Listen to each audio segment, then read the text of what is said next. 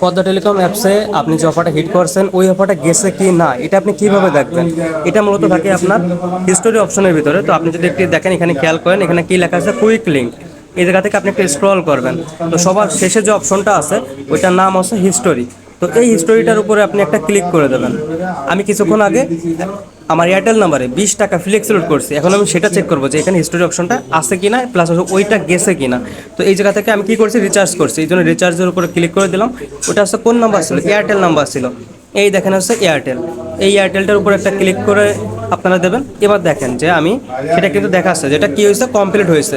সেটা কি Airtel number ছিল, তারপর হচ্ছে ট্রানজাকশন আইডি, এই দেখেন কয় টাকা, 20 টাকা। তো এইভাবেই কিন্তু খুব সহজে আপনারা দেখতে পারবেন যে আপনার ওটা গেছে কিনা। যদি এখানে লেখা দেখতেন যে ইনকমপ্লিট বা পেন্ডিং, তাহলে কিন্তু ওটা যায় নাই। এখানে কি লেখা আছে, কমপ্লিট, তার মানে হচ্ছে যে এটা কিন্তু চলে গেছে। তো এভাবে আপনারা চেক করতে পারবেন।